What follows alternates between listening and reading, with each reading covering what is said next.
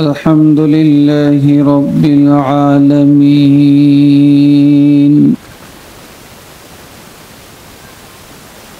والعاقبة للمتقين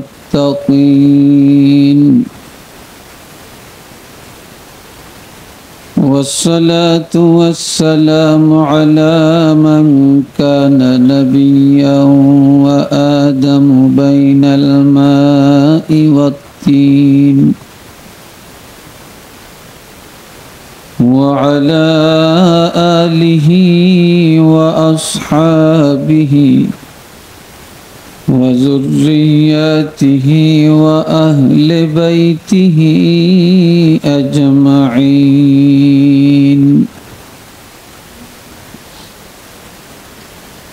أما بعد، فأعوذ بالله من الشيطان الرجيم.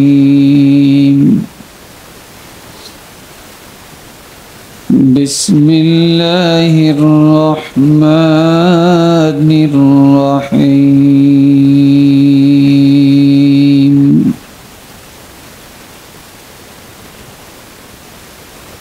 إنا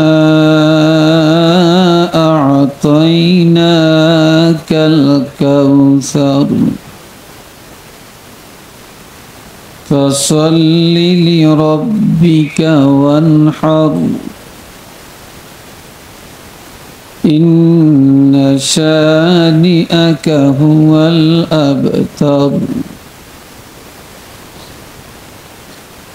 صدق الله العظيم وصدق رسوله النبي الكريم. إن الله وملائكته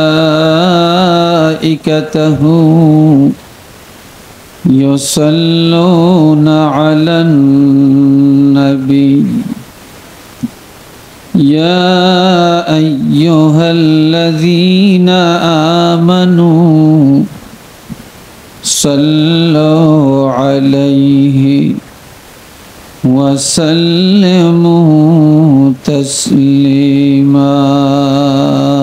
صلى الله জোরে জোরে জোরে জোরে করে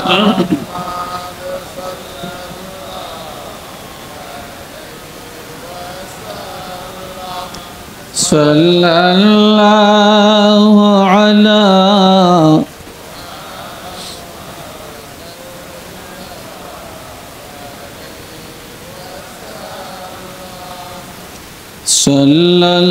সাল্লাল্লাহু আলা মুহাম্মদ সাল্লাল্লাহু আলাইহি সাল্লাল্লাহু আলা মুহাম্মদ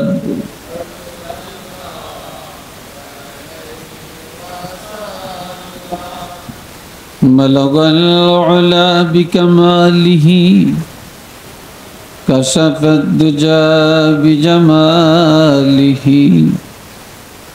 حسنت جميع خصاله صلى عليه وآله. আমার ভাই, এখানে চলছে একটা মাদ্রাসা। বলেন কি চলছে? মাদ্রাসা। এই মাদ্রাসায় কি কোরআন পড়ায় না গীতা পড়ায়? এই জোয়াইনারা কয় না, বুড়িয়ারা কইছে, কিন্তু জোয়াইনারা কয় না। জোরে বলেন কি পড়ায়? আল্লাহর কোরআন পড়ায়, ঠিক না? আজকে দুইজনের মাথায় পাগড়ি দিছে, তিনজনের মাথায় এটা কেন দিছে? আল্লাহর কোরআন 30 পারা কোরআন শরীফ খতম করে তারা কোরআনের হাফেজ হইছে, এই জন্য তাদেরকে এই সম্মাননা করা হয়েছে, ঠিক না? পাগড়িটা কি এটা আমার আপনার না আমার নবীর? জোরে বলেন, এটা কার সুন্নত? আমার নবীর সুন্নত। এখানে তো আর অন্য কিছু দিয়ে সম্মাননা করা হয় নাই, করা হয়েছে নবীর সুন্নত দিয়ে, ঠিক না? এই সুন্নতটাকে সবাই ভালোবাসেন তো? হ্যাঁ, একজনে একটা সুন্নত আমল করলো না, একটা মোস্তাহাব আমল করলো না, এটা আলাদা বিষয়, কিন্তু সে এটা অমান্য করে না, এনকার করে না, অস্বীকার করে না, ঠিক না? এই যে ভালোটা বাসলেন রাসূলের এই সুন্নতটাকে, আর এই ভালোবেসে আপনারা বসে আছেন, পাগড়িটা দেখবেন। নবী বলছেন, ক্বালা রাসূলুল্লাহি সাল্লাল্লাহু আলাইহি ওয়াসাল্লাম, মান আহাব্বা সুন্নতি ফাকাদ আহাব্বানি ওয়া মান আহাব্বানি কানা মাই ফিল জান্নাহ। সবাই আমার দিকে চান, নিশ্চয়ই মাথা দিবেন না, আর হুট করে কেউ দাঁড়াইয়া না, গেলে আমি বসার আগেই যাইতেন, আমি তো আর নিষেধ করি না। আসছেন যেমন, তাহলে আমার কথার মাঝখান দিয়ে হুট করে দৌড় দিয়ে না, হেলে বুঝলাম যে মনে হয় আমার কোনো একটা ভুল হিতার কাছে হয়েছে, কথা ঠিক না? মনে হয় যেন আমি একটা কঠিন ভুল করিয়া লাগছি, এটা করিও না। আমার রাসূল বলেন, যে ব্যক্তি আমার সুন্নতকে মহব্বত করে, ভালোবাসে, সে যেন আমি রাসূলকে ভালোবাসে।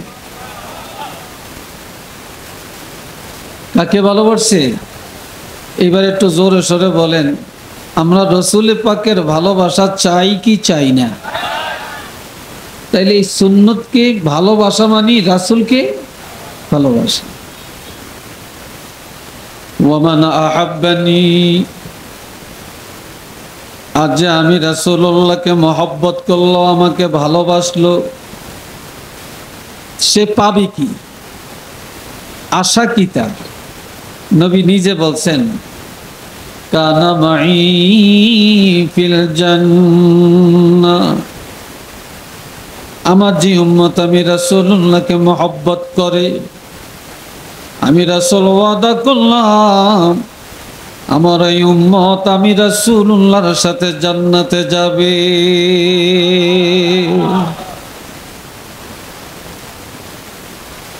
রাসূলের সুন্নতকে যে ভালোবাসলো, সে রাসূলের সাথে কোথায় যাবে? কোথায় থাকবে? আমরা নবীর সাথে জান্নাতে কি থাকতে চাই না? বলেন, থাকতে চাই তো? তাহলে নবীর সাথে যারা জান্নাতে থাকতে চায়, এরা মুনাজাত পর্যন্ত থাকতে চান। রাজি আছেন? কারা কারা রাজি আছেন হাতটা তুলে দেখান তো। মাশাআল্লাহ, আল্লাহ কবুল করুক, সবাই বলেন আমিন। আজকে রাসূলের প্রেম ভালোবাসার প্রমাণ হবে মুনাজাত পর্যন্ত, নাকি বলেন? হ্যাঁ, আল্লাহ কবুল করুক, বলেন আমিন। এইবার রাসূল আরেকটা ছোট্ট হাদিস বলছেন, আমি একটু ছোট ছোট কথা বলবো, খেয়াল করেন।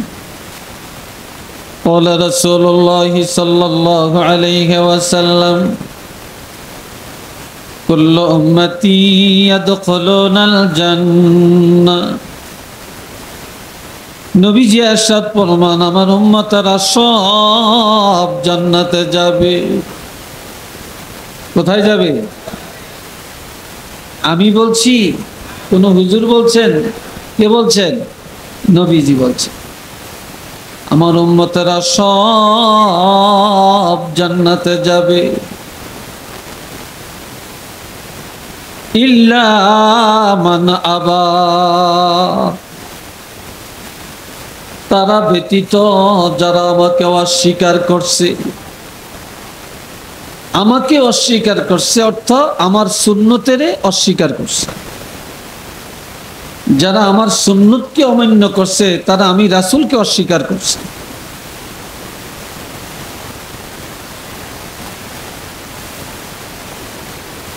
কিলা মান আবা ইয়া রাসূলুল্লাহ, জিজ্ঞাসা করা হলো ইয়া রাসূলুল্লাহ আবা কারা, অস্বীকারীকে। ক্বালা মান আতাআনি দাখালাল জান্নাহ, নবীজি বলেন যে আমি রাসূলুল্লাহকে মানে সেই জান্নাতে যাবে।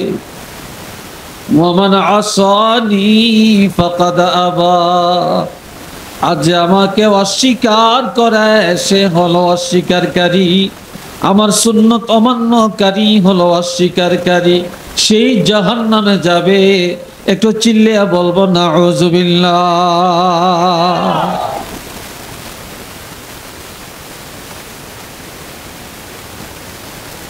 আমরা দুনিয়াতে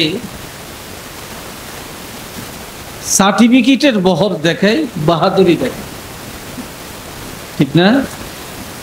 ইতে কয় আমি এমএ পাস, আমার ডিগ্রি কম। আরেকজনে কয় আমি টাইটেল পাস, আমার ডিগ্রি কম। আরেকজনে কয় আমি দাওরা পাস, আমার ডিগ্রি কম। আরেকজনে বলে আমি ডক্টরে পিএইচডি করা, ডিগ্রি কি আমার কম? আরেকজনে বলে আমার প্রত্যেকের ঠেলা কম না। এরকম কয়েক হাজার লক্ষপতির লগে মোকাবেলা করার ক্ষমতা আল্লাহ আমারই দিয়েছে। কয়নি? টাকার বাহাদুর, ঠিক না? কেউ বলে আমি একজন মেম্বার, আমি একজন চেয়ারম্যান, আমি একজন এমপি মন্ত্রী, আমার ঠেলা কম নেই। আসেনি এরকম?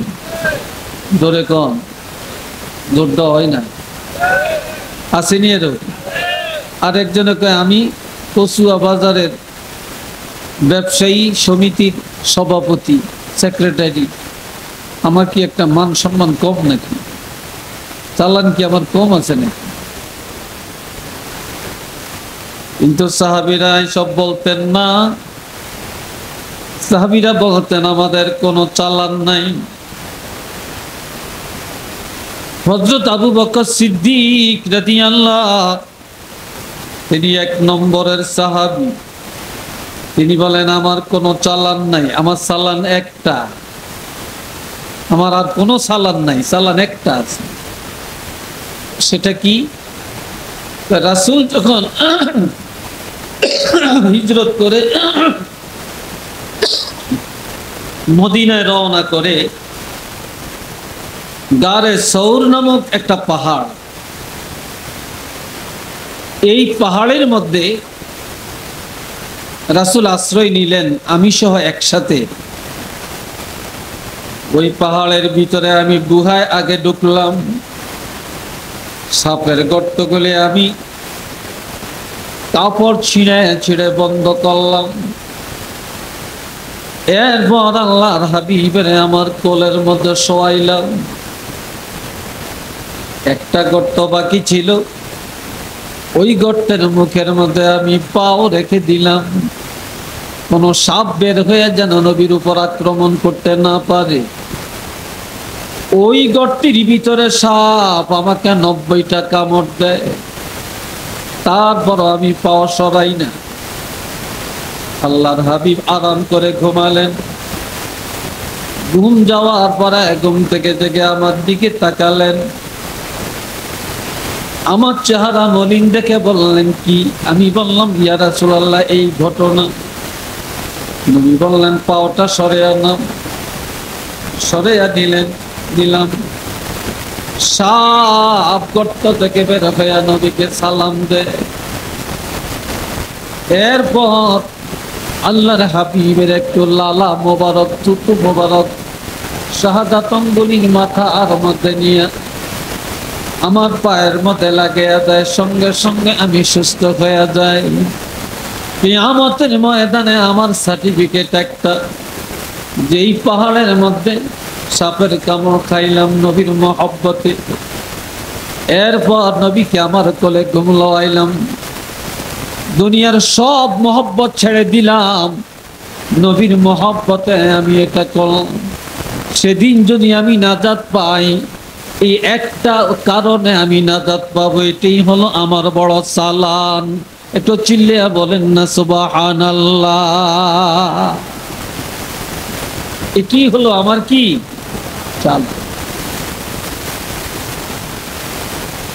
আমরা কোন চালান লইয়া ঘুরি? মহব্বতের চালানটা যে কত বড় চালান, এটা যে কত বড় পুঁজি, এটা যদি বুঝতাম আর জানতাম। এখন মহব্বত করে, মহব্বতের টান নেই। এদিন নিল গার্লফ্রেন্ড, বয়ফ্রেন্ড, কি ঠেলা দেখা,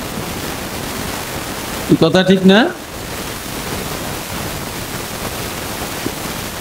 এ ভাইরা আমার, মান ইউতি'র রাসূলা ফাকাদ আতা আল্লাহ। রাসূল মানে যারা আমার আল্লাহকে মানে তারা, রাসূলকে মানে না যারা আল্লাহকেও মানে না তারা। আপনাকে দেশ 5 ওয়াক্ত নামাজ তো আপনারা পড়েন, একটু জোরে কইেন। আমি তো আবার একটু দেড় দিয়ে কথা বলি, আস্তে আস্তে বলি, বেশি চিনলে নিয়ে আবার বেশি ভালোবাসি না। আমি একটু ধীর গতিতে কথা বলি, তবে একটু দিলের কানে শুনবেন। শুনেন, জুমার নামাজ আপনারা পড়েন কিনা? মনে হয় পড়েন। জুমার নামাজ কয় রাকাত ফরজ? জোরে কোন? 2 রাকাত। এর আগে কি কয় রাকাত? পরে কি? হ্যাঁ, পরেও 4 রাকাত, ঠিক না?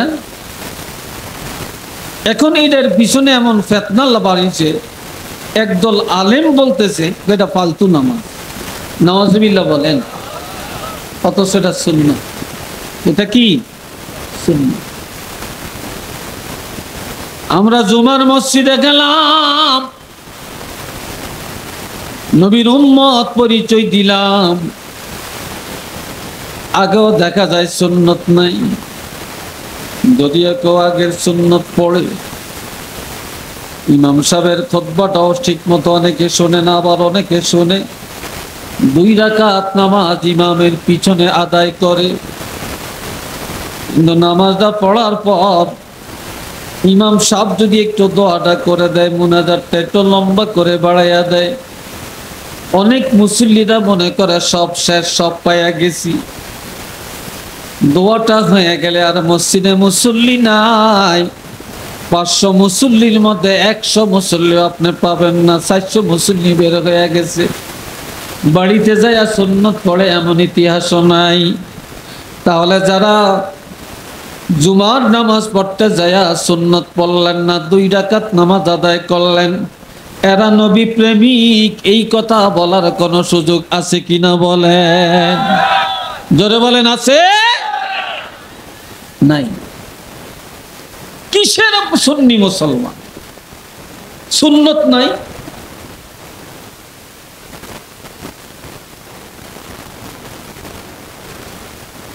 যত ইমাম সাহেব এই সুন্নত পড়িয়া যান, কার ডাইলে বলি, কথা ঠিক কিনা? তবে মনে রাখবেন, সারা জীবন আপনি ইবাদত করতে পারেন, নামাজ আদায় করতে পারেন, ফরজ আদায় করতে পারেন, যতক্ষণ আপনি আগে পরে সুন্নত আদায় না করবেন ততক্ষণ ফরজ কবুল হবে না। হবে পারেন আপনি সারা নবীর উপরে দুরূদ শরীফ আদায় না করলে এই দোয়াটা কবুল হবে না। আপনি সারা জীবন ফরজ বলেন, সুন্নত বলেন, ওয়াজিব বলেন, নফল বলেন, যে নামাজি বলেন না কেন, নামাজের বৈঠকের মধ্যে শেষ বৈঠক বলেন আর মাঝখানে বলেন, শেষ বৈঠকে বসে যখন দুরূদ শরীফ যতক্ষণ আপনি আদায় না করবেন ততক্ষণ এই নামাজ আল্লাহর দরবারে কবুল হবে না। এই জন্য প্রত্যেক নামাজের মধ্যে আল্লাহ আমার নবীর মহব্বতে দুরূদ শরীফ ফিটিং করে দিয়েছেন। একটু চিল্লিয়ে বলুন না সুবহানাল্লাহ। আসেনি? এবার একটু শুনেন। হযরত সুলাইমান আলাইহিস সালাম 18,000 ভাষার ডক্টর, কত হাজার? 18,000 ভাষার ডক্টর, সব প্রাণীর কথা বুঝতেন। মৌমাছি এক জায়গা থেকে আরেক জায়গায় গিয়ে বাসা বাঁধে, দলে দলে বোবো বোবো করে উড়ে যায়। হযরত সুলাইমান আলাইহিস সালাম ডাক দিয়া বলে, মৌসাকরে তোমরা উড়ে যাও, আর গো গো গো গো আওয়াজ শোনা যায়, কি করে করে যাও একটু বলো। আর একটা কথা বলে যাও, তোমরা ফুলের রস আহরণ করো, পচা গান্দা মিঠা অনেক কিছু নাও, তোমাদের মুখে আসার পর এটা মিষ্টি হয় কি করে, মধু হয় কেমন করে। মৌমাছি বলে, ও সুলাইমান, আমরা যখন বাসা থেকে বের হই, এক জায়গা থেকে আরেক জায়গায় যাই, তো মানুষ শুনতেছে আমরা বোবো বোবো আওয়াজ করে যাই, এটা বোবো করি না, আমরা রহমাতুল লিল আলামিন নবীর মহব্বতে দুরূদ শরীফ তেলাওয়াত করতে করতে যাই, দুরূদ পড়তে পড়তে যাই। আমরা যখন ফুলের মধ্যে বসি, নবীর মহব্বতে দুরূদ ও সালাম পড়তে পড়তে বসি, আমরা যখন ফুল থেকে রস আহরণ করি, দুরূদ শরীফ পড়তে পড়তে আহরণ করি, বাসার মধ্যে যখন ফুলের রস রাখি, এই দুরূদ শরীফ পড়তে পড়তে রাখি, যত তিতা পচা টক গান্দা যত কিছু আছে, আল্লাহর হাবিবের দুরুদের খাতিরে আল্লাহ পাক এটাকে মধু বানিয়ে দেন। একটু চিল্লিয়ে বলুন না সুবহানাল্লাহ। কি বানিয়ে দেন? মধু বানিয়ে দেন। দুরূদ শরীফ এত দামি জিনিস, যে দুরূদ শরীফের কারণে মধু হয়ে যায়। তো দুরুদের কারণে যদি ফুলের রস মধু হতে পারে, তাহলে দুরুদের খারে নবীর মহব্বতে আমাদের প্রত্যেকটা ইবাদত কি আল্লাহর কাছে গ্রহণযোগ্য হতে পারে না? হ্যাঁ, পারে কি না? পারে। বাবাজিরা রে আমার,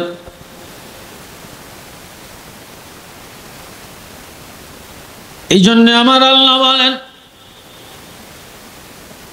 لقد من الله على المؤمنين إذ بعث فيهم رسولا من أنفسهم يتلو عليهم آياته إلى آخر।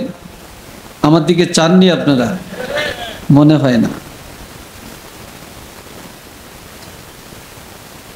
ওই বাচ্চাটাকে বসিয়ে দেন, আপনার সাথে বসে রাখেন।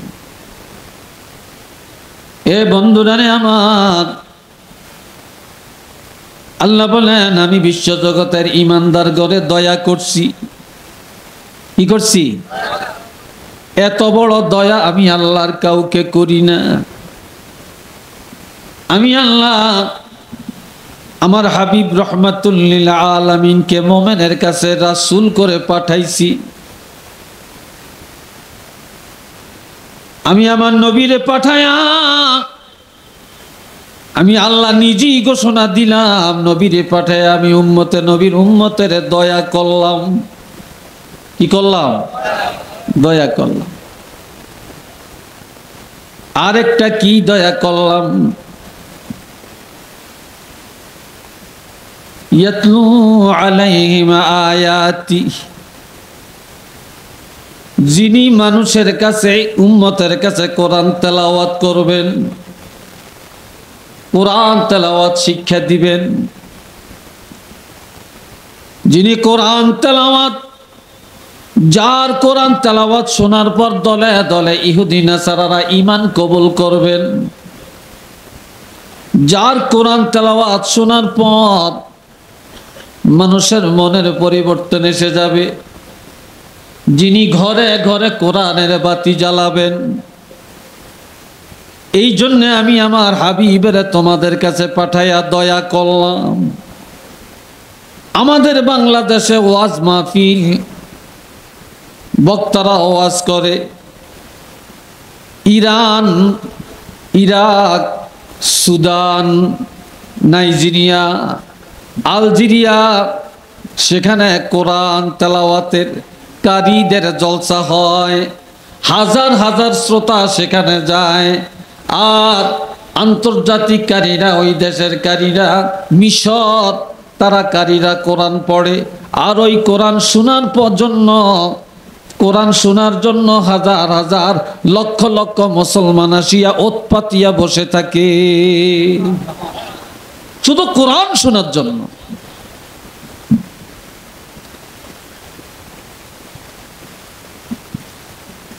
আর কি দয়া করলাম,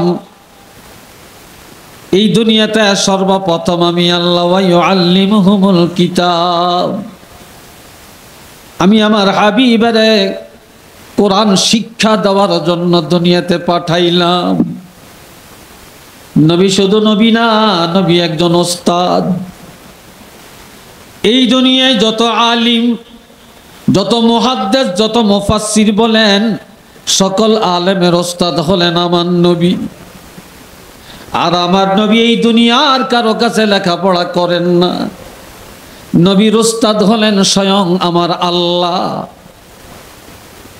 আর নবী ছিলেন একজন রাষ্ট্রপ্রধান, নবী ছিলেন একজন সেনাপতি, নবী ছিলেন একজন ডাক্তার, নবী ছিলেন একজন ন্যায় বিচারক, নবী ছিলেন একজন ব্যবসায়ী, নবী ছিলেন একজন আদর্শ বাবা, আদর্শ স্বামী, নবী ছিলেন একজন আদর্শ যুবক, নবী ছিলেন একজন আদর্শ শিশু, নবী ছিলেন একজন আদর্শ সমাজ সেবক। এগুলোর জন্য প্রশিক্ষণের প্রয়োজন।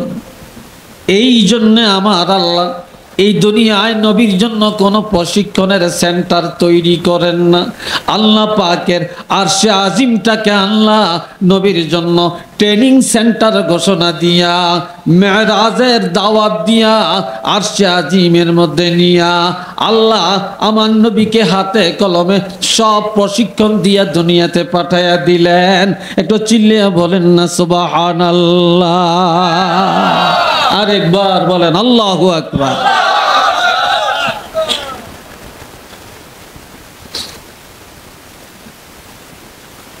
হযরত ইব্রাহিম খলিলুল্লাহ তিনটা পরীক্ষা আমার আল্লাহ করছেন।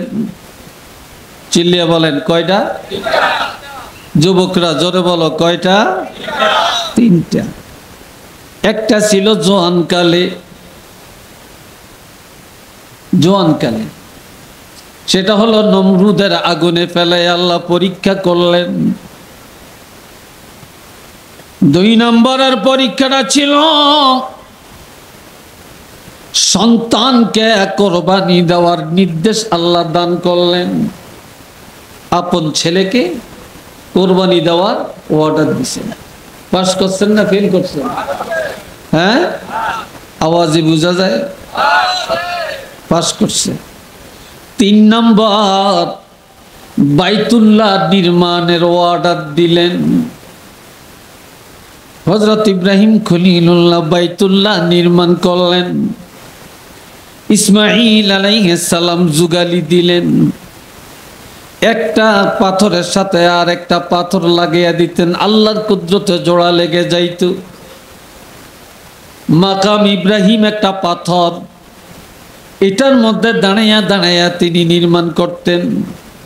ডাইনে যাওয়ার দরকার অটোমেটিক চলে যাইত, বামে যাওয়ার দরকার চলে যাইত, উপরে দরকার পাথর উপরে উঠে যাইত, নিচে নামার দরকার পাথর নিচে নেমে যাইত। হযরত ইব্রাহিম খলিলের সেই কদম মোবারকের পায়ের দাগটা এখনো পাথরের মধ্যে আছে। জোরে বলেন আছে কিনা? এখনো আছে। এ বাবাজি না আমার, এই বাইতুল্লাহ বানাইয়া আমার আল্লাহ বললেন ইব্রাহিম রে তুমি বাইতুল্লাহর সামনে দাঁড়াইয়া আজান দাও। কি দাও? আজান দিতে বলছে। ইব্রাহিম খলিল বলে আল্লাহ এখানে তো মানুষ নেই, চতুর্দিকে পাহাড় পর্বত, লোকালয় নাই, কিভাবে আমি আজান দিব, কে শুনবে? আমার আল্লাহ বলেন তোমাকে বলছে আজান দিতে। আলমে আরো পর্যন্ত তোমার আজানের ধ্বনি পুষিয়া দেওয়ার দায়িত্ব আমি আল্লাহর হাতে। যখন আজান দেয় আমার আল্লাহ, রুহের জগতে প্রত্যেকের কানে আজান পৌঁছে দেয়। এ কথা কেন চুপু চুপু, আমি আবার একটু বেতাইল্লা ধরনের, যেতে যেই ধরনের হন না কেন আওয়াজ দিবেন আমি পছন্দ করি না। খুব ইশারায় কথা বলবেন। এ ভাইয়েরা রে আমার, যার কানে একবার এই আজানের ধ্বনি গেছে তার জন্য মক্কা মুআজ্জামায় যাওয়া একবারের জন্য আল্লাহ কবুল করে নিছে। যে দুইবার শুনছে সে দুইবার মক্কাতে যাবে, যে তিনবার শুনছে তিনবার যাবে, যে 10 বার কানে আওয়াজ গেছে সে 10 বার মক্কা শরীফ যাবে, যে 100 বার শুনছে সে 100 বার যাবে, যে 1000 বার শুনছে 1000 বার যাওয়া আল্লাহ তার জন্য কবুল করে নিয়েছে।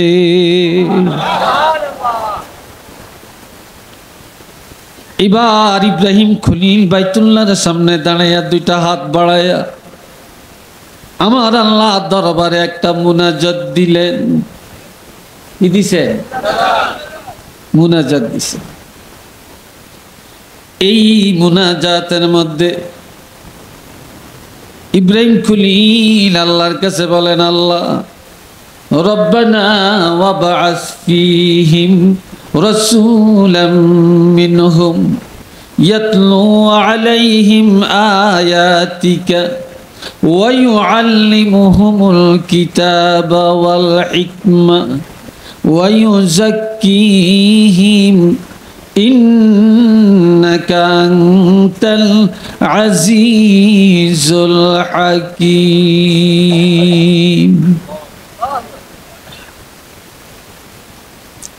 হযরত ইব্রাহিম খলিল আমার আল্লাহর কাছে বলেন, আল্লাহ গো, তোমার হাবিব রহমাতুল লিল আলামিন, আয় আল্লাহ, যে নবীরে না পাঠাইলে না বানাইলে আমরা হইতাম না, তোমার আরশ হইতো না, আসমান জমিন কিছুই হতো না। আল্লাহ ওই নবী সশরীরে এখনো তো দুনিয়াতে আসে না গো আল্লাহ। তবে আল্লাহ কার গড়ায় কার বংশে জানি পাঠান জানি না। তবে আমি ইব্রাহিম খলিলুল্লাহ তোমার কাছে একটা দাবি জানাইলাম, আবদার করলাম, রহমাতুল লিল আলামিন নবীকে আমি ইব্রাহিম খলিলের বংশে আমার সন্তানদের মধ্য হতে পাঠিয়ে দাও। আল্লাহ আমার বংশে নবীরে পাঠাইয়া দেন, আমার বংশটাকে ধন্য করেন। আজ আমরা বিয়া করলেই আল্লাহর কাছে কে আল্লাহকে হুদ দে, আব্বা না কইলে কে আব্বা কইব, মহিলারা কয় মা কইয়া কে ডাক দিব, মা কয় না, একটা বাচ্চা তো লাগে, মা ডাক্তার না শুনলে কিরম লাগে। আমরা বুড়ো হয়ে গেলে ডাক্তারের কাছে কে নিব, বাড়ি ঘর কে দেখব, ঠিক না? আমগো নিয়ত যেরুম সিন্নিও হেরুম। হযরত ইব্রাহিম খলিলুল্লাহ আল্লাহর কাছে বলেন, আল্লাহ গো, কিছু চাই না, শুধু চাই তোমার হাবিব রহমাতুল লিল আলামিনকে আমি ইব্রাহিমের বংশে আমার সন্তানদের মধ্য হতে পাঠিয়ে দাও। এই চাওয়াটা, এটা আর কোনো চাওয়ার সাথে তুলনা আছে? জোরে বলেন আছে?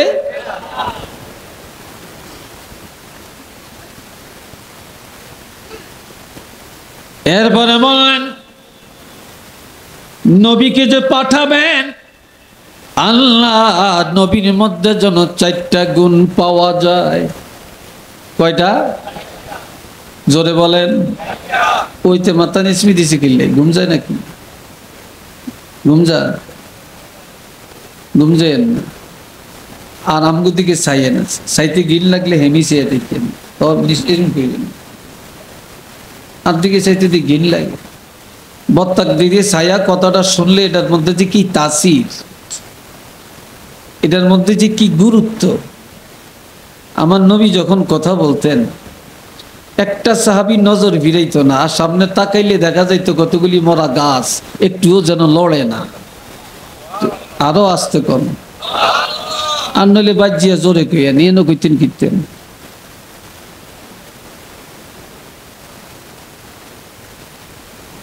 বাবাজিরা রে আমার, ইব্রাহিম খলিল আল্লাহর কাছে বলেন, আল্লাহ বেশি কিছু চাই না, চাই 4টা গুণ। 1 নম্বর, ইয়াতলু আলাইহিম আয়াতিকা, আয় আল্লাহ যে নবী তোমার কুদরতের নিদর্শন, সবচেয়ে বড় নিয়ামত 30 পারা কোরআন। এই 30 পারা কোরআন সহিভাবে পড়বেন, মানুষকে পড়াবেন এবং কোরআন শুদ্ধভাবে তেলাওয়াত করবেন। যেই নবীর তেলাওয়াত শুনে মানুষের মন নরম হয়ে যাবে, যেই নবীর তেলাওয়াত শুনে বেঈমানেরা ঈমানদার হয়ে যাবে। একটু চিল্লিয়া বলেন না সুবহানাল্লাহ। আজকে দেখেন বাংলাদেশে অসংখ্য হাফেজ সাহেব তৈরি হয়েছে, আমাদের বাংলাদেশের ইজ্জত বাড়াইতে আছে। বিদেশ যায়া আমাদের ছেলেরা 70টা 72টা 75টা রাষ্ট্রের মধ্যে কোরআন তেলাওয়াত করে প্রথম স্থান অধিকার করে বাংলাদেশে আসে। এই কথা ঠিক না? তবে দুঃখ আছে, আমাদের দেশে ক্রিকেট খেলায় কেউ যদি বাংলাদেশে আসে, প্লেয়াররা, মন্ত্রীরা, সচিবেরা গাড়ির বহর নিয়ে এয়ারপোর্টে যায়, এয়ারপোর্টে নামার সাথে সাথে ফুলের মালা দেয়, গাড়ির বহর মিছিল করিয়া করিয়া তার এক বাড়ি নিয়ে যায়, 10 লাখ টাকা পুরস্কার ঘোষণা দেয়, আবার একটা প্লাট বাড়ি ঘোষণা দেয়। কথা ঠিক কিনা? কিন্তু আল্লাহর কোরআন তেলাওয়াত করিয়া আমাদের ছাত্ররা বিদেশ থেকে যদি প্রথম স্থান অধিকারের এই মালাটা নিয়ে বাংলাদেশে আসে, কোনো নেতা যায় না, কোনো মন্ত্রী যায় না, কোনো এমপিরাও যায় না, আবার কোনো দলীয় নেতা কর্মীরাও যায় না। যদিও যায় 2-1জন আলেম যায়, 2-1জন হাফেজ সাহেব যায়, ওস্তাদেরা যায়, সাধারণ কেউ যায় না। গাড়ির বহরও যায় না, ফুলের মালাও কেউ দেয় না, বাড়িও ঘোষণা করে না, প্লাট বাড়িও কেউ দেয় না। তারপরও আমার আল্লাহ বলছেন, জানিয়া রাখবা ও দুনিয়ার মানুষ, কোরআনের ইজ্জত কেউ দিতে পারবে না, কারো দেওয়ার ক্ষমতা নাই। কোরআনওয়ালার ইজ্জত আমি আল্লাহর হাতে। তো জোরে বলেন আল্লাহু আকবার।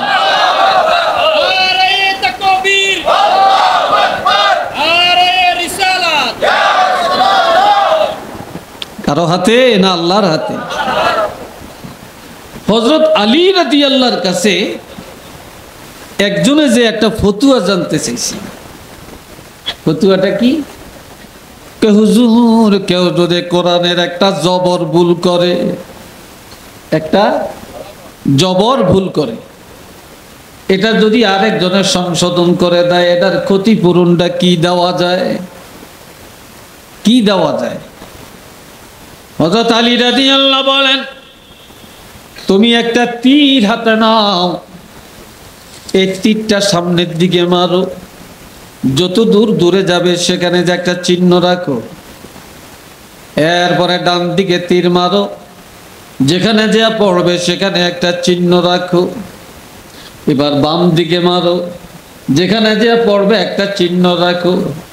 এবার পিছনে মারো, যেখানে যে তীর পড়বে সেখানে একটা চিহ্ন রাখো।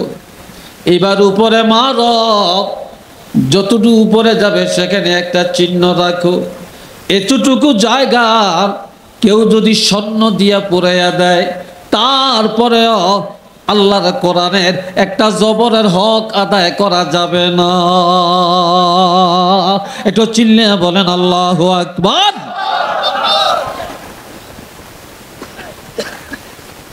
একটা জবর বা একটা জের, একটা এরাবের হক আদায় হবে না। কি ভাবছেন? ইব্রাহিম খলিল দ্বিতীয় নম্বর দোয়া করলেন, ওয়ায়ুআল্লিমুহুমুল কিতাব। আল্লাহ, যেই নবীর দ্বিতীয় গুণটা হবে কোরআন শিক্ষা দেওয়ার গুণ। কিসের গুণ? জোরে কয় না। কোরআন শিক্ষার গুণ। এখন তো লেদা লেদা পোলাপিনে মোবাইলের যা প্রোগ্রাম জানে, আমরা তো কইতামও হারতাম না। কথা ঠিক কিনা? হায় হায়, টিপ দিয়ে কোত্থেকে কই লিয়া যায়, কি যে কি নিয়ে আসে টেরও করা যায় না। কিন্তু আল্লাহর কোরআন জানেন। দুনিয়াতে আপনি অনেক বড় ডাক্তার, অনেক বড় ইঞ্জিনিয়ার, অনেক বড় বৈজ্ঞানিক, অনেক বড় ব্যবসায়ী, অনেক বড় শিল্পপতি, কিন্তু কোরআন জানেন না। আপনার মতো হতভাগা আরেকজন আছে? আরেকজন নেই। আমার আল্লাহ নবীকে পাঠালেন ওস্তাদ বানায়া কোরআন শিক্ষা দেওয়ার জন্য। এই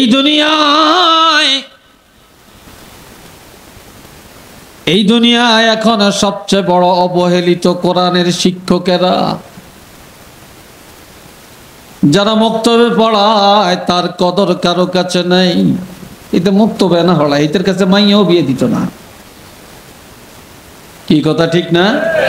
এদের কাছে মাইয়া গো বিয়ে দিত না। একজন হাফেজ সাহেব চাকরি, এদের কাছে ডকের বড় ধনী লোক, বিল্ডিং ফিল্ডিং আছে, শিল্পপতি, মাইয়াকে বিয়ে দিত না। মাদ্রাসাত 10,000 টাকা বেতন পায়, এটা মাইয়া চালাইব কেন?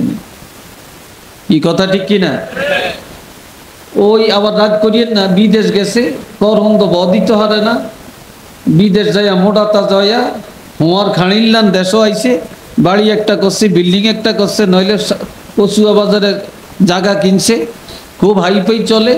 হেইটার কাছে মাশাল্লাহ IA pass, BA pass, MA pass, একটা ডকের একেবারে রূপসী মাইয়া গা, হের কাছে বিয়ে দিয়ে দিন। কথা কি আমি ব্যাঠিক কইলাম নাকি? হ্যাঁ, এমএ পাস ছেলের কাছেও ভালো মেয়ে বিয়ে দিতে রাজি হয় না। ভাইরা রে আমার, বলছিলাম এই কোরআনের তালিম আমার নবী দিয়ে গেলেন। দুনিয়ায় যত পেশা, সবচেয়ে দামি পেশা হলো কোরআন তালিমের পেশা, শিক্ষকতার পেশা। বেতন কম হতে পারে, তবে জানিয়ে রাখবেন, আর এই কোরআনের হাফেজ কোনো মন্ত্রীর পোলা হয় না, আলেম কোনো সচিবের পোলা হয় না, আলেম কোনো বড় ধনী লোকের ছেলে হয় না। কোরআনের আলেম, কোরআনের হাফেজ, হাফেজ হইয়া পাগড়ি মাথায় নেওয়া, এটাই কসু, আর বড় ধনী পাবেন না। আলেম দেখবেন একেবারে গরিবের ছেলে হয় আলেম, মধ্যবিত্তের ছেলেরা হয় আলেম, গরিবের ছেলেরা হয় হাফেজে কোরআন, দিন মজুর ছেলেরা হয় কোরআনের হাফেজ, গরিবের সন্তানরা হয় হাফেজ, এরা আলেম আলেমা। বড় লোকের ছেলেরা বাংলাদেশও পড়ে না, নিজের দেশের বড় তাদের কাছে ভালো লাগে না, বড় লোকেরা তাদের ছেলে মেয়েরে বিদেশে পড়ায়। কথা ঠিক কিনা? বিদেশে পড়ায়। আজ ইসলাম টিকে রয়েছে গরিবের দ্বারা, মন্ত্রীর দ্বারা ইসলাম টিকে না, রাষ্ট্রপ্রধানের দ্বারা ইসলাম টিকে থাকে না, সচিবের কারণে ইসলাম টিকে থাকে না, এমপি গো দ্বারা ইসলাম টিকে না। ইসলাম টিকে মানুষ যেন আল্লাহর পরিচয় পায়, তাওহীদ রিসালাত আখিরাত পায়। আল্লাহর কোরআন যেন মানুষ, কোরআনের হেদায়েত, কোরআনের নূর যেন প্রত্যেকের অন্তরে ঢুকে যায়। আমি এটার দাওয়াত দিলাম। আজ আমার প্রতি এত জুলুম। আরেকটা কথা বলে ফেলি মাঝখানে, কইতাম নি? হ্যাঁ, আপনি কচুয়া বাজারে একটা গানের আড্ডা দেন, আপনার বিরুদ্ধে মানুষ নাই। একটা নাটক দেন, আপনার বিরুদ্ধে সমালোচনা নাই। আর তারপরে একটা শিল্পী আনিয়া গান গাওয়ান, আপনার বিরুদ্ধে কোনো সমালোচনা নেই, শত্রু নেই। যদি আপনার সমাজে খারাপ হতে চান, দুশ্মনী বাড়াতে চান, আপনি একটা মসজিদ করেন, দেখবেন আপনার দুশ্মনের অভাব নেই।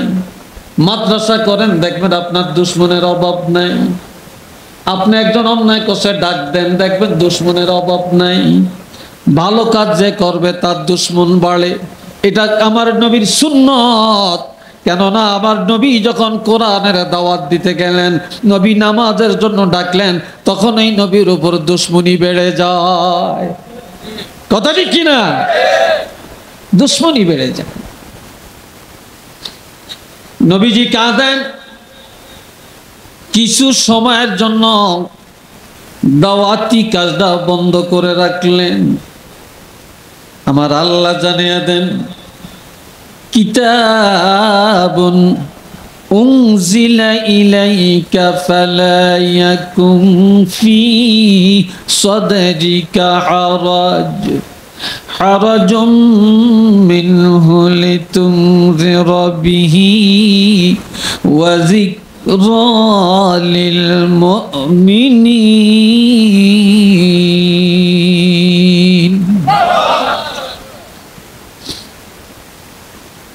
আমার আল্লাহ বলেন, হাবিব, এই কিতাব আমি আল্লাহর কাউকে দেই না, কেবল আপনাকেই দেওয়া হল। এই কিতাবের দাওয়াত দেওয়ার ক্ষেত্রে মন ঘাবড়াবেন না, দুর্বল হবেন না, সংকীর্ণতা অবলম্বন করবেন না। দাওয়াতি কাজ বন্ধ করা যাবে না। এই কোরআনের দাওয়াত যত দিতে যাবেন, তত দুশ্মনের সংখ্যা বাড়বে। মাইর খাবেন, আঘাত খাবেন, গালমন্দ শুনবেন। কেউ ধোঁকাবাজ বলবে, কেউ পাগল বলবে, কেউ বানোয়াট বলবে, কেউ পাগল বলে দৌড়াবে। এটা নিয়ে মন ঘাবড়াবেন না, মন ঘাবড়াবেন না। আপনার দায়িত্ব, আপনি কোরআনের কথা বলেন, আপনি মানুষের কোরআনের তালিম দেন। তবে জানিয়ে রাখেন, আমি আপনার হাতে হেদায়েত ছেড়ে দেই না। আপনি রাসূলুল্লাহর দায়িত্ব কোরআন মানুষকে জানিয়ে দেওয়া, আমি আল্লাহর দাওয়াত দেওয়া। হেদায়েতের মালিক আমি আল্লাহ নিজের হাতে রেখে দিলাম। হেদায়েত আমার হাতে। একটু চিল্লিয়ে বলেন না সুবহানাল্লাহ। বলেন, হেদায়েত কার হাতে? আরো জোরে বলেন, কার হাতে? আমি আল্লাহর হাতে। আপনি দাওয়াত দিতে থাকেন। তবে ওয়াজিকরা লিল মুমিনিন,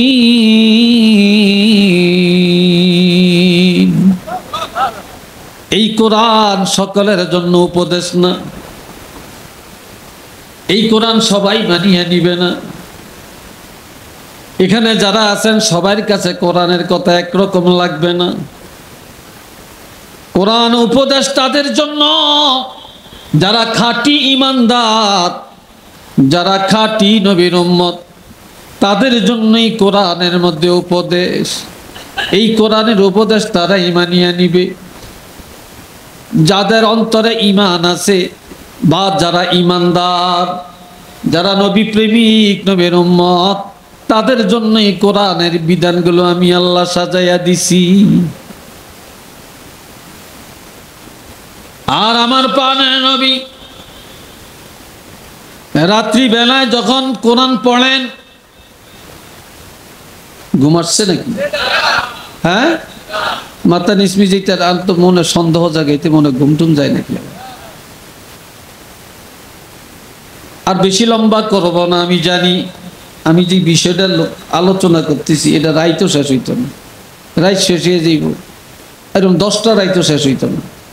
কথার কোনো শেষ নেই। শোনেন, ইহুদিনা নাসারারা নবীরে পাগল বলে, মিথ্যাবাদী বলে, ধোঁকাবাজ বলে। নাউজুবিল্লাহ কর না। নবী আসিয়া ঘরে দাঁড়াইয়া যখন কোরআন পড়ে, ইহুদিরা নাসারারা দেওয়ালের পাশে দাঁড়াইয়া দাঁড়াইয়া নবীর কোরআন শুনে। কি শুনে? নবীর কোরআন শুনে। ইহুদি নাসারারে দেখিয়া কয়, কেন আসছো? কয়, কোরআন শুনতে। নাসারা ইহুদিকে বলে, তুমি কেন আসছো? কয়, আমিও কোরআন শুনতে আসছি। কয়, নবীরে তো মানো না, কেন শুনো?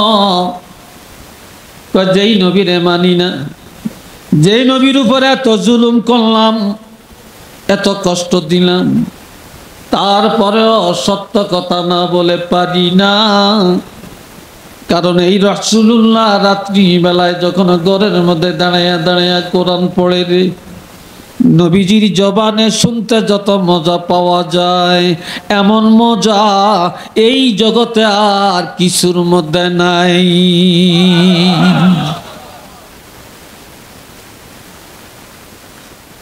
এতদিন গোপনে গোপনে শুনে, এবার দলে দলে ইহুদিরা নবীর সামনে যায় বলে, ইয়া রাসূলুল্লাহ, আমরা আর গোপনে শুনতে রাজি না, এবার আমাদেরকে ঈমান পড়াইয়া দেন, কলমা পড়াইয়া দেন, ঈমানদার বানাইয়া দেন। আমরা ঈমানের শুরুতে আপনারা সামনে বসে এই 30 পারা কোরআনের তেলাওয়াত শুনতে চাই। একটু জোরে বলেন না আল্লাহু আকবার।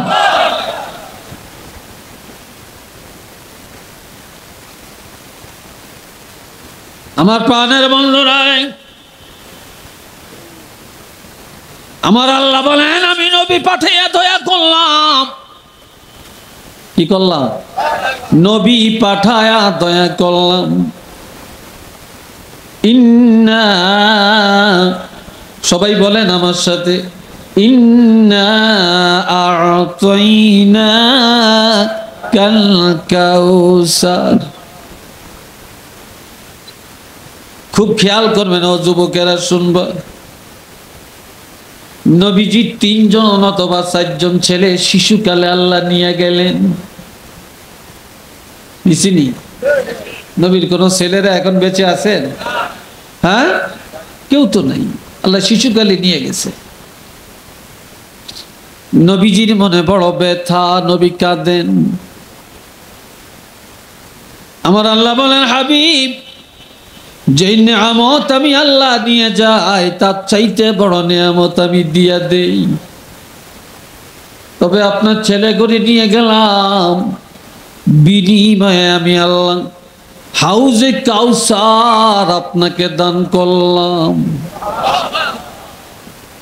এই হাউজে কাউসার নিয়ামতে উজমা, যার আন্দাজ করা যায় না, নমুনা করা যায় না। এটা জান্নাতের একটা ঝর্ণা, যেই ঝর্ণার সাথে আর কোনো কিছুর তুলনা নাই। কোন কোন মুফাসসিরিনরা বলছেন, এই কাউসারের আর এক অর্থ হলো 30 পারা কোরআন, যেই কোরআনের সাথে জগতের আর কোনো ভাষার তুলনা নাই।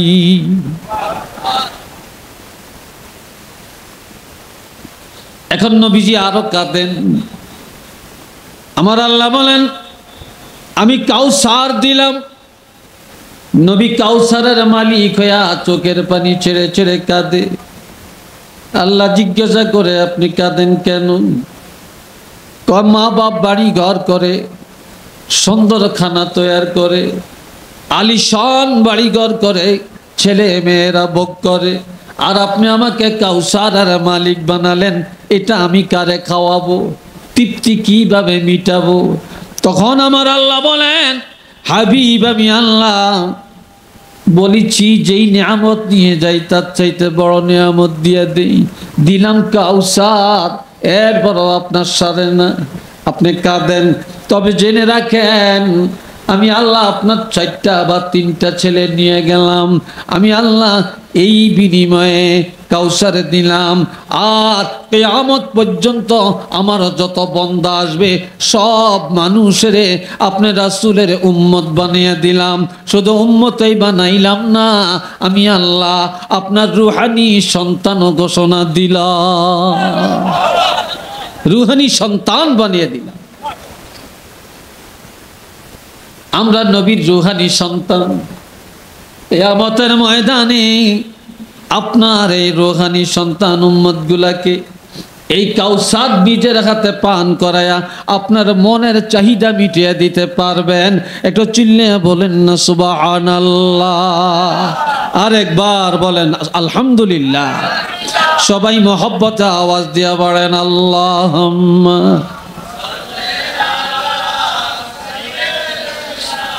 মাওলানা মুহাম্মদ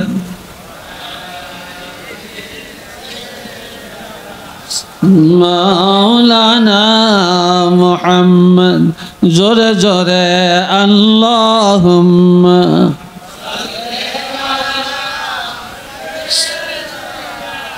মাওলানা মুহাম্মদ ওয়া আলা আলি সাইয়্যিদিনা।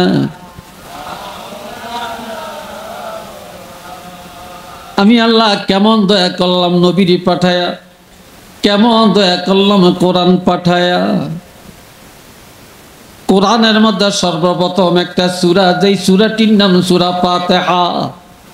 জোরে বলেন কি? আরো জোরে কোন? সূরা ফাতিহা। সবাই পড়তে পারেন তো? হ্যাঁ। আলহামদুলিল্লাহি রাব্বিল আলামিন। প্রশংসার মালিক একমাত্র আল্লাহ। এই আল্লাহর পরিচয় কি? আর রহমানির রহিম, যিনি দয়ালু এবং অনন্ত দয়াবান। আর কি পরিচয়?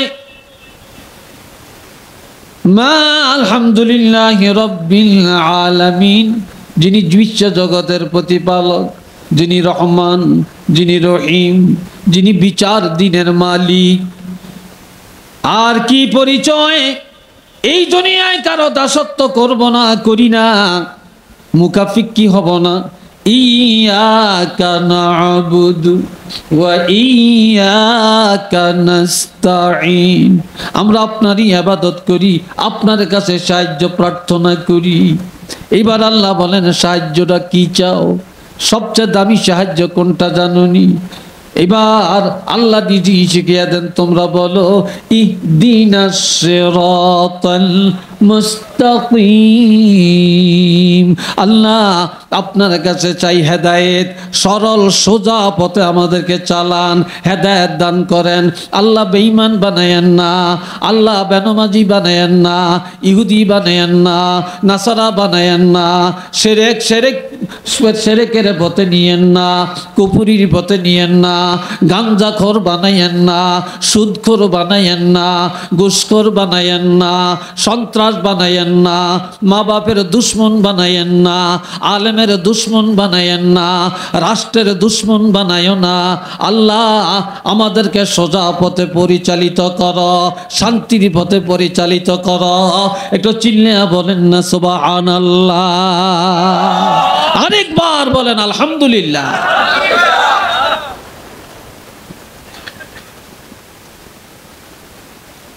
এইবার কাউসার আল্লাহ দান করলেন, সব উম্মতেরা সন্তান ঘোষণা দিলেন। সন্তান ঘোষণা দিয়া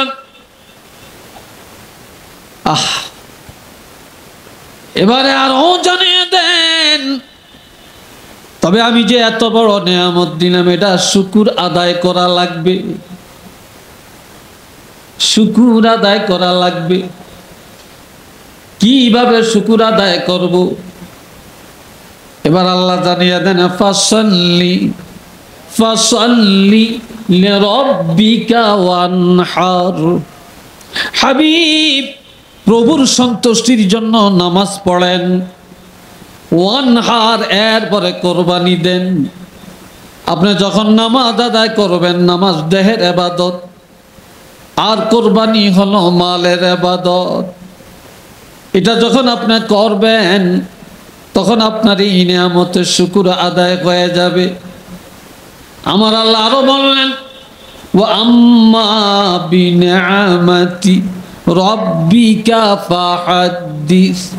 আমি আল্লাহ আপনাকে এত নেয়ামত দান করলাম, সবচেয়ে বড় নেয়ামত কোরআন শরীফ দিলাম। এই কোরআন আপনি গুটিয়ে রাখবেন না, এই কোরআন তাকের মধ্যে পালাইয়া রাখবেন না, গামছা ফেসিয়া গিলাপ ফেসিয়া ফেলে রাখবেন না। এই কোরআন আপনি এই নিয়ামতের শুকর আদায় করেন। আমি আল্লাহ নিয়ামতের মধ্যে যা দিছি, এগুলা সব মানুষের মধ্যে খুল্লম খোলা করে ব্যক্ত করে দেন। একটু চিল্লিয়া বলেন না সুবহানাল্লাহ। সব মানুষকে জানিয়ে দেন। কষ্ট হইতেছে জোরে কম। এইবার আর একটু দূরে যাই কথাটা। আল্লাহর হাবিব রাহমাতুল লিল আলামিন দেখতেছেন একদিন হযরত আয়েশা সিদ্দিকা কাঁদে। নবী জিজ্ঞাসা করলেন, আয়েশা রে কাঁদো কেন? বলি, ইয়া রাসূলুল্লাহ, আমি কিয়ামতের ময়দানে কিভাবে দাঁড়াবো? আপনি না বলেছেন সেদিন সব নারী পুরুষেরা দাঁড়াবে, তবে সেদিন কারো গায়ে কোনো বস্ত্র থাকবে না গো। নবীজি বলেন, হ্যাঁ সেদিন তো কারো গায়ে থাকবে না। আমি আয়েশাও কি উলঙ্গ দাঁড়াবো? কয় হ্যাঁ। আমি আমার ইজ্জত কিভাবে হেফাজত করব? কিভাবে সেদিন আমি অগণিত মানুষের কাছে আমি উলঙ্গ থাকব? তখন নবী বললেন, আয়েশা কাঁদিও না, সেদিন সব উলঙ্গ দাঁড়াবে, তবে প্রত্যেকটা মানুষ সেদিন নিজের আমল নামা নিয়ে এত পেরেশানিতে থাকবে, সেদিন এই পেরেশানির মধ্যে মাথাটা নিচু করে রাখবে। সেদিন কেউই কারো দিকে নজর করার ক্ষমতা পাবে না, সবাই মাথাটা নিচু করে রাখবে। কে উলঙ্গ, কে কিভাবে আছে, কেউ কারো দিকে তাকানোর ক্ষমতা পাবে না। একটু চিল্লিয়ে বলেন না সুবহানাল্লাহ।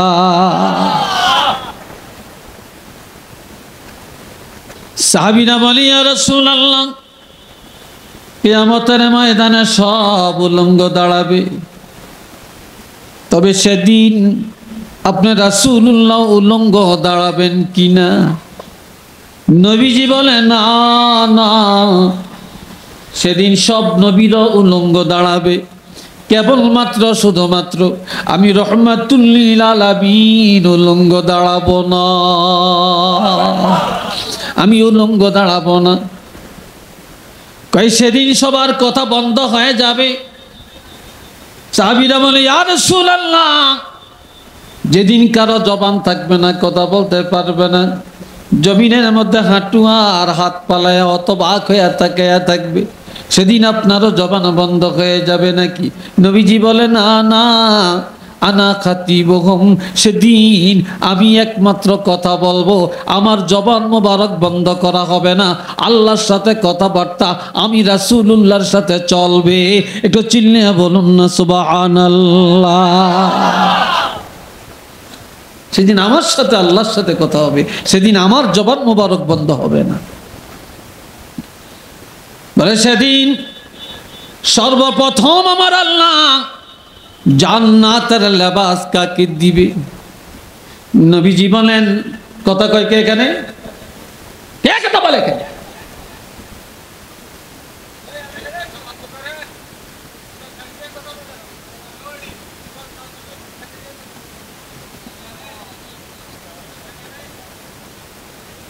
আল্লাহ।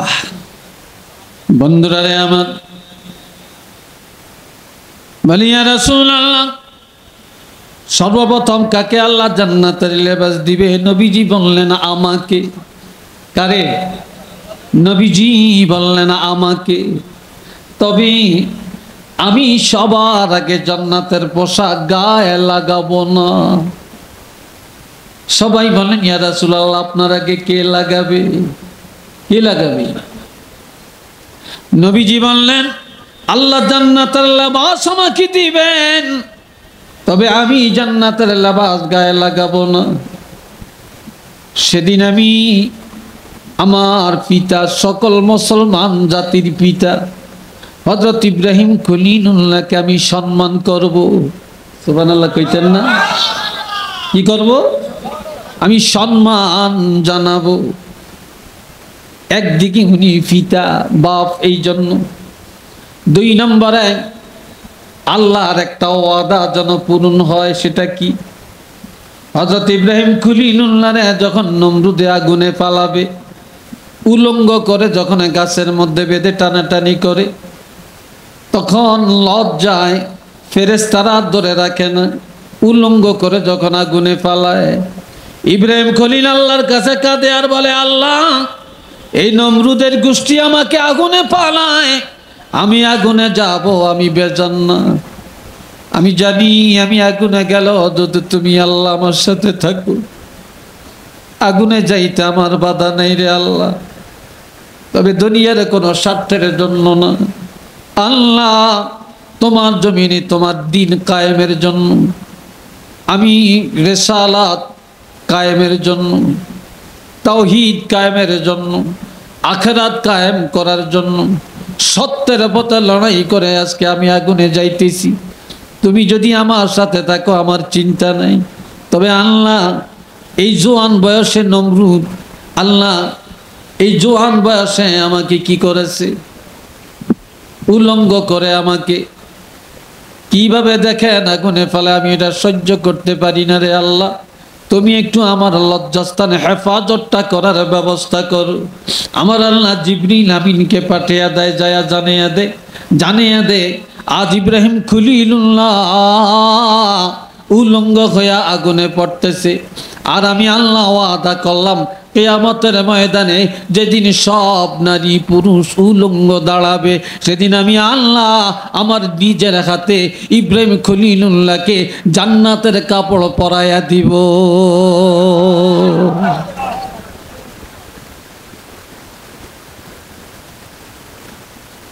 এবার সাহাবীরা বললেন, ইয়া রাসূলুল্লাহ, আপনি সেদিন কি পরে দাঁড়াবেন? নবীজি বলেন, আমি যেই কাপড়ের কাপড়টা পরে রওজা পাকে যাব রে, আমার ওই কাপড়ের কাপড়টাও ধ্বংস হবে না, আমি ওই কাপড়টা পরিধান করেই যাব। আল্লাহ বলবে, হাবিব, কাফনের কাপড় পরে আপনার দিকে নজর দিতে আমার কাছে লজ্জা লাগে। আপনার পরনে কাফনের কাপড়, আপনার জান্নাতের পোশাক গায়ে দেন।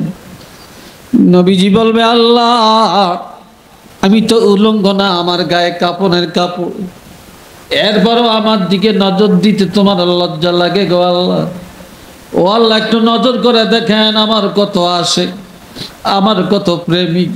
আমি রাসূলের জন্য দুনিয়াতে এত পাগল ছিল, আমার দুরূদ নিয়ে এত পাগল ছিল, আমার সুন্নত এমনভাবে পালন করছে, আমার তরিকা দুনিয়াতে প্রতিষ্ঠিত করছে।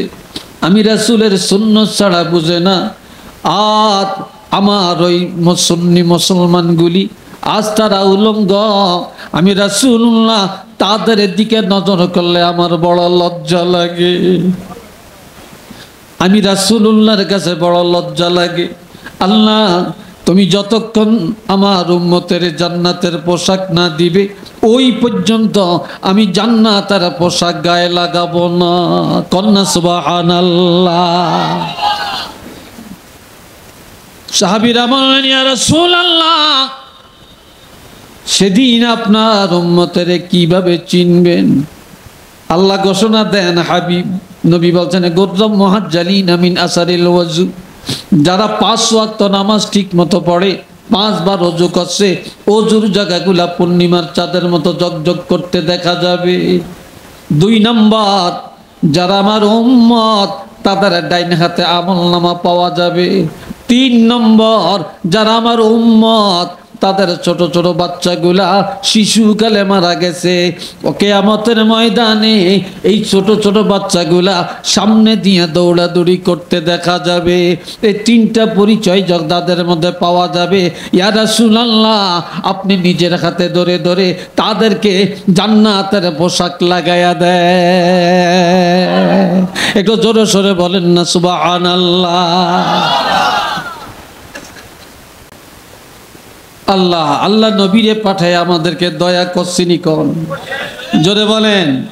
হ্যাঁ, তাহলে এই কোরআনের পক্ষে, যেই কোরআনের জন্য আল্লাহ রসুলকে পাঠালেন, যেই কোরআনের ওস্তাদ বানিয়ে পাঠালেন, এই কোরআনের পক্ষে আমরা সবাই আছি কি নাই? আর একটু জোরে বলেন, আছি কি নাই? নারে তাকবীর, নারে রিসালাত, নারে রিসালাত, তাজদারে মদিনা সুন্নি হাফিজিয়া মাদ্রাসা আল্লাহ কবুল করেন। সবাই চিল্লে বলেন আমিন, আর একবার বলেন আমিন। 5 ওয়াক্ত নামাজ আদায় করবেননি? জোরে কোন? হ্যাঁ, আমার নবীর সুন্নত আমল করবেননি? আরেকটু জোরে কোন? মসজিদে যায় বারওয়ানি মুসল্লির মাথায় টুপি নেই, এই কথা ঠিক কিনা? বারোয়ানি মুসল্লির মাথায় টুপি নেই, আমার নবীর সুন্নতি শুরুতে কোনো চুল নেই। আজ লজ্জা এমন ভাবে লাগে মুসলমান, আমরা নবীর উম্মত, আমরা সুন্নি মুসলমান দাবি করি, আর আমাদের যুবক ছেলেরা 18 বছর, 16 বছর, 20 বছর, 25 বছরের যুবকেরা হাফ প্যান্ট পিন্ধা রাস্তা দিয়ে হাঁটে, বাজার করে। কথা ঠিক কিনা? আসেনি আপনার দেশ? জোরে বলেন আছে? হাফ প্যান্ট পিন্ধা রাস্তা দিয়ে হাঁটে। কোথায় আছি আমরা মুসলমান? আজ দুনিয়াতে রহমত নাই। তালাক দিয়া, তালাক প্রাপ্ত পরিবার লয়া ঘর সংসার এই দেশের মুসলমানে করে। কি রে, কথা ঠিক কিনা? আজ মায়া দয়া জমিন থেকে উঠে গেছে। আপন জন্মদাতা সন্তান বাপেরে কতল করে ফেলে, মা তার বাচ্চারে কতল করে, বাপ সন্তানের কতল করে, সন্তান বাপের কতল করে, স্বামী বিবিরে কতল করে, বিবি স্বামীরে কতল করে, স্বামী বিদেশ যায়, স্বামীর টাকা দিয়া বাহাদুরি করে, স্বামীর টাকা দিয়া চলে, স্বামীর টাকা দিয়া সব কিছু করে, স্বামীর লক্ষ লক্ষ টাকা মারিয়া বেগানা পুরুষের সাথে দেহ ব্যবসা করে। একটু চিল্লিয়া বলেন না নাউযুবিল্লাহ। আসেনি রাষ্ট্র সমাজ এগুলা? জনে বলেন আছে কি নাই? মুসলমানি কোথায়? এই জন্য একটা হাদিস বলে আমি শেষ করছি। আন আলী রাদিয়াল্লাহু তাআলা আনহু قال قال رسول الله صلى الله عليه وسلم يوشك أن يأتي على الناس زمان لا يبقى من الإسلام إلا اسم ولا يبقى من القرآن إلا رسم مساجدهم عامرة وهي خراب من الهدى علماؤهم شر من تحت أديم السماء من عندهم تخرج الفتنة وفيهم تعود رواه البيهقي أو كما قال عليه الصلاة والسلام। হাদিসটা কইতাম নি আসলে? এই জোরে কোন বলতাম? হ্যাঁ, কিছু কিছু যুবকরা এই জায়গার থেকে হিসে যেয়ে বইছে কি হলে বাজ্যা নেই নাকি? হ্যাঁ, তো এরকমই মনে হইতেছে। রায় তো কম হয় না, হেঁটেও আমি বুঝি, দেখছি বাইকেরা কানে আন্দা ও বাক্স একটা হিয়ানো আছে কেন। যাক আলহামদুলিল্লাহ। আমার ভাইয়ের আল্লাহ রসুল ইরশাদ করেন, এমন একটা সময় তোমাদের কাছে আসতেছে যে সময় ইসলামের কিছুই থাকবে না, থাকবে শুধু নাম। আমরা মুসলমান, এই নামটা আছে।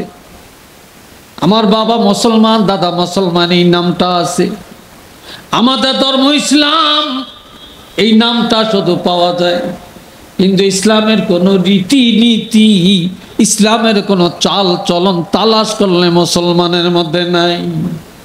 কথা ঠিক নেই? হ্যাঁ, না আছে বিবাহ শাদীর মধ্যে, না আছে ব্যবসা বাণিজ্যের মধ্যে, না আছে কথাবার্তার মধ্যে, না আছে লেনদেনের মধ্যে, না আছে আমার ভাইয়েরা সমাজ ব্যবস্থায়, না আছে রাষ্ট্রীয় ব্যবস্থায়, নাই, কোথাও নাই। শুধু মুসলমান নাম আছে, মুসলমানই নাই। 2 নম্বর, ওয়ালা ইয়াবকা মিনাল কুরআনি ইল্লা রাসমু, কোরআনের রসম ছাড়া আর কিছুই বাকি থাকবে না। আমাদের কোরআন সবচেয়ে বড় দামি। আমাদের কোরআনের উপরে আর কোনো কিতাব নাই, এটা সবাই বুঝে, সবাই জানে। আমাদের কোরআনে নামাজ আছে, এটা মুখে মুখে। আমাদের কোরআনে রোজার কথা আছে। আমাদের কোরআনে সুদ খাওয়া যাবে না, এই নিষেধ আল্লাহ করেছেন, এটা সবাই জানে কিন্তু মানে না।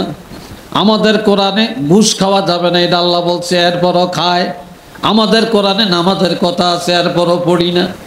আমাদের কোরআনে হালালের কথা আছে, হালাল খাই না। হারাম থেকে বাঁচার কথা আছে, হারাম থেকে বাঁচি না। কাজেই কোরআনের রসমগুলো আছে, কোরআনের কোনো আমল তালাশ করলে নাই। একটু চিল্লিয়া বলেন না নাউযুবিল্লাহ। ঠিক না?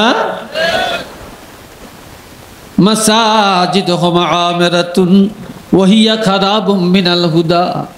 আমার নবী বলেন মসজিদগুলি হবে রাজপ্রাসাদ, মসজিদগুলি হবে অট্টালিকা। সকালে মসজিদের নাম লয়, বিকালে মসজিদ হাইফাই। কেউ কয় আমি দিয়াম মৌজাক, কেউ বলে আমি দিয়াম মাইক, কেউ বলে আমি দোতলা করে দিয়াম, কেউ বলে আমি টাইলসগুলি সব দিয়াম। এইভাবে মসজিদ দেন হয়ে যায়। আর এই মসজিদ হাইফাই, মসজিদ হবে সুন্দর, কিন্তু মুসল্লির হেদায়েত শূন্য হবে না, হেদায়েত শূন্য হয়ে যাবে, আমল থাকবে না, মুসল্লি বাড়বে না।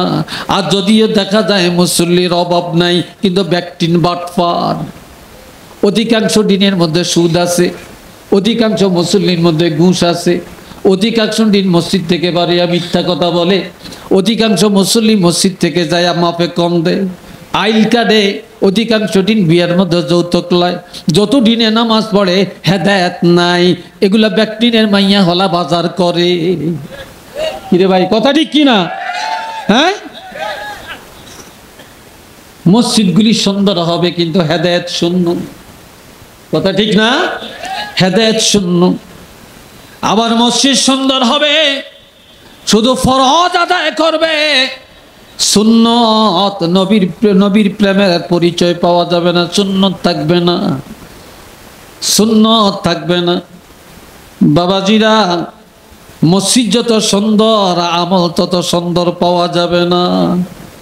ঠিক নেই? আমল তত সুন্দর পাওয়া যাবে না। এরপরে আমার রাসূল বলেন উলামা ওহম সাজ্জু মান তাহতা আদিমিস সামা। আসমানের নিচে একদল আলেম হবে সবচেয়ে খারাপ। নাউজুবিল্লাহ কোন বেকে কয় না,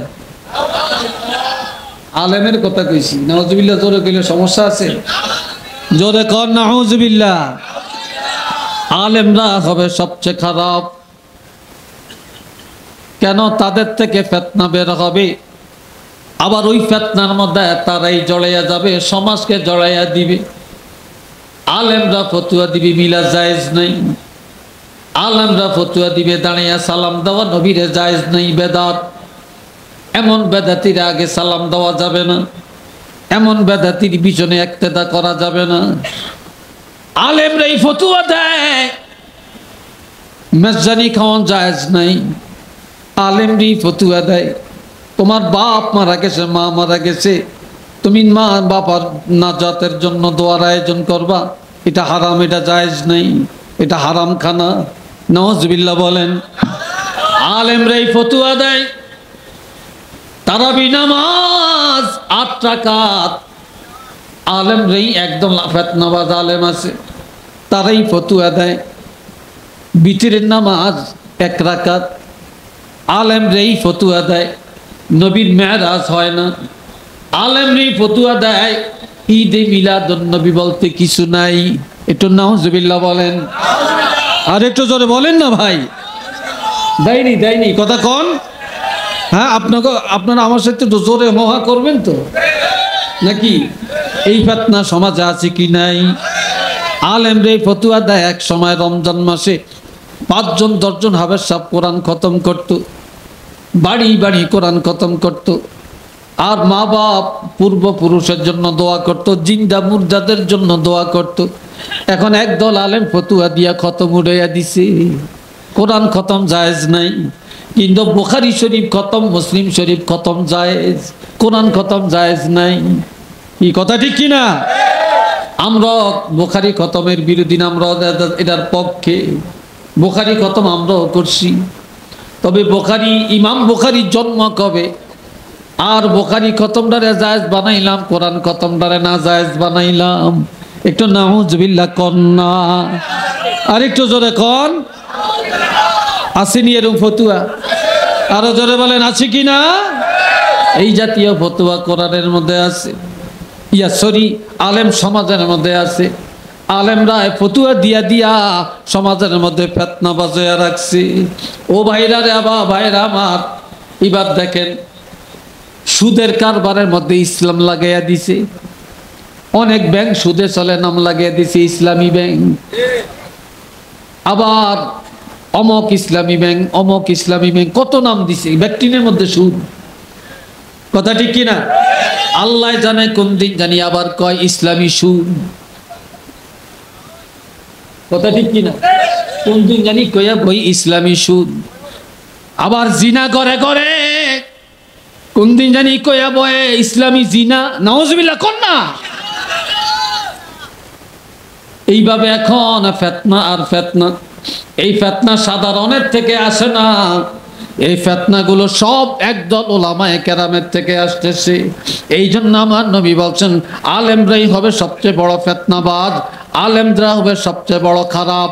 আলেমরা একদল আলেম সবার আগে জান্নাতে যাবে, আর একদল আলেম এই ফিতনার কারণে সবার আগে জাহান্নামে যাবে।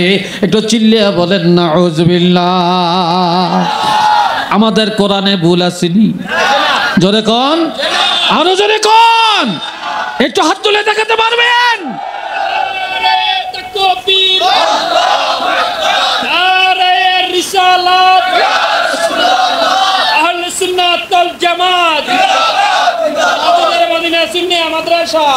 আমার ভাইরা, একদম আলেম যাদের ওয়াজে হাজার হাজার মানুষ যায়, হাজার হাজার মানুষ যায়, হেগরে দাওয়াত দিতে 50,000 1 লাখ টাকা আগে বানা দিয়ে আসে। আর কয় কোরআনের মধ্যে ভুল পাওয়া গেছে। নাউজুবিল্লাহ কোন না। যে বলে কোরআনে ভুল আছে তার ঈমান আছে? হ্যাঁ। আবার বলে আমার নবীর স্ত্রী খাদিজা জীবনে নামাজ পড়ে না, জীবনে রোজা রাখে না। এই যে নবীর স্ত্রী খাদিজা আসানে এত বড় বেয়াদবি, এগুলা কোনো সাধারণ মানুষেরা করে না। আলেমরা এইসব ফিতনায় সাধারণ মানুষের জড়ায়, ঠিক না? আলেমরা জড়ায়। আপনি একখানা মিলাদ পড়ছেন, ইয়া নবী সালাম আলাইকা বলছেন, আপনার দাঁড়াইছেন বেশ ভালো, আপনি বৈশা সালাম দেন, দাঁড়িয়ে দেন, ফেরেশতারা সালাত ও সালাম মদিনায় পৌঁছাইয়া দিবে। কথা ঠিক কিনা? আবার আপনি দেন না, আপত্তি নাই, আপনি দাঁড়ান না, আপত্তি নাই, তবে যদি বিরোধিতা করেন তখন এই আপত্তি, অ্যাঙ্কার যদি করেন তখন এই আপত্তি, আজান দিলেন, দোয়া করলেন, আপত্তি নাই, আবার কেউ হাত তুলে মুনাজাত দিলে আপত্তি কোথায়? কোন আপত্তি আছে? এখানেও তো আপত্তি নেই। হ্যাঁ, যদি আপনি বিরোধিতা করেন তাহলে আপত্তি। কথা ঠিক কিনা? তাহলে আপত্তি। এইভাবে কোন জায়গায় যাবেন রে ভাইয়েরা? আরেকজনে আমার আল্লাহ বলছেন, আমার নবীজি মেরাজের রাত্রে বাইতুল্লাহ থেকে বাইতুল মুকাদ্দেস থেকে এরপরে আরশে আজিম পর্যন্ত নবী ভ্রমণ করলেন। আরশে আজিমে যে আল্লাহর সাথে দিদার করলেন। আর একদল আলেম বলতেছে, নাম করা আলেমরা বলতেছে, আমার নবী আরশে আজিমে যায় না। সহি হাদিসও তো নাই, দুর্বল হাদিসও নাই। একটু জোরে সোরে কর নাউজুবিল্লাহ। অথচ আল্লাহর কোরআনে আছে। জোরে বলেন, কোথায় আছে? আল্লাহর কোরআনে আছে। নবীর মেরাজটা কি স্বপ্নে না সশরীরে? এটা জোরে বলেন। সশরীরে না, নবীর মেরাজ, নবী আরশে আজিমে গেছে এমন কোন সহি কোন সনদ নাই, কোন দলিল নেই। এখন সাধারণ মানুষ কোথায় যাবে বলেন আপনারা? এইভাবে ফিতনা আর ফিতনা, ফিতনা আর ফিতনা। তবে বাবাজি, বাইক মাছ গভীর পেক কাদার মধ্যে থাকে, গায়ের মধ্যে কাদা লাগে না। শৈল মাছ মাটির উপরে থাকে, কিন্তু পুরা গায়ের মধ্যে ধুলাবালি, পেক কাদা, ঠিক কিনা? তাহলে এখন শেষ জমানা ফিতনায় ভরে যাবে। ঈমান আকীদার উপরে অনেক জুলুম আসবে, অনেক টানা হেঁচড়া চলবে।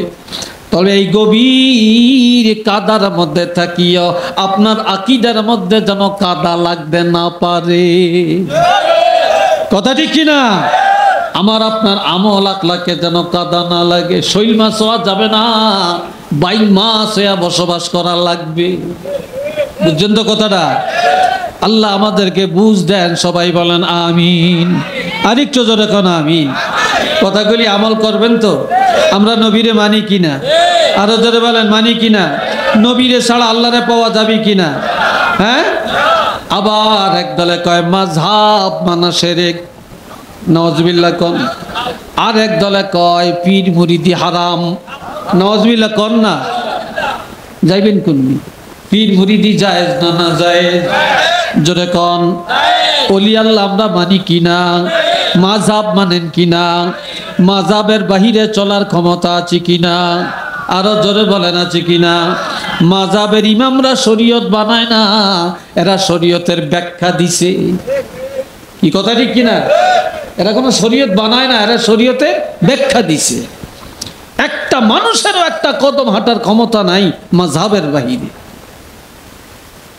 আমরা মানি তো? আমরা ওলি আল্লাহ মানি তো? আমরা কোরআন মানি তো? জোরে বলেন আমরা কোরআন মানি তো? সহিভাবে কোরআন পড়তে রাজি, আমরা কোরআনের ইলম অর্জন করতে রাজি। আমাদের ছেলে মেয়ে নাই নাতকুর এদেরকে কোরআনই শিক্ষায় শিক্ষিত বানাতে রাজি আছি কিনা? জোরে বলেন রাজি আছি কিনা?